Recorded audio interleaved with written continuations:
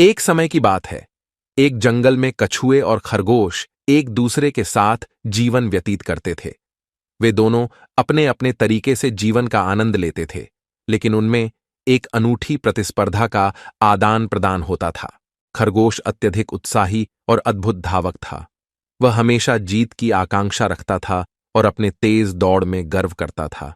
वह कभी भी थकने या रुकने का अंदेशा नहीं देता और हमेशा अपनी रफ्तार में विश्वास रखता था। दूसरी ओर कछुआ धीरे, स्थिर और सोची समझी धारणा वाला था।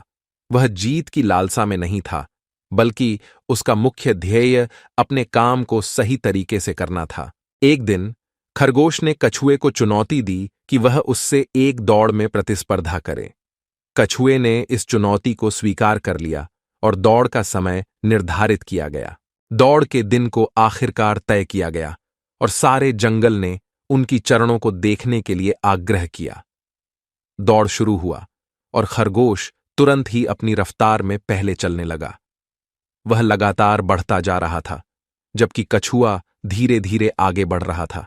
खरगोश के स्थिति को देखकर वह भागता हुआ सोचने लगा कि कछुए को छोड़ देना उचित होगा। वह विश्वास के साथ गर्वित होकर अपनी रफ्तार को और बढ़ाता गया, लेकिन इस बीच कछुए धीरे धीरे आगे बढ़ता गया। दौड़ के अंत में खरगोश ने ध्यान नहीं दिया और कछुए ने दौड़ जीत ली। खरगोश बहुत निराश हो गया क्योंकि उसने अपनी ध्यानशीलता खो दी थी।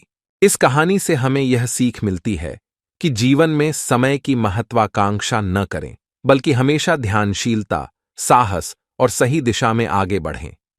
कहानी यह भी बताती है कि धैर्य और संयम से सफलता प्राप्त की जा सकती है।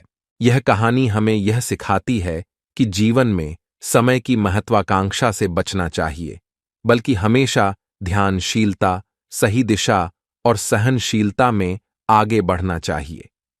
यह भी दिखाता है कि सही और विचारशील कदम उठाने से सफलता की प्राप्ति होती है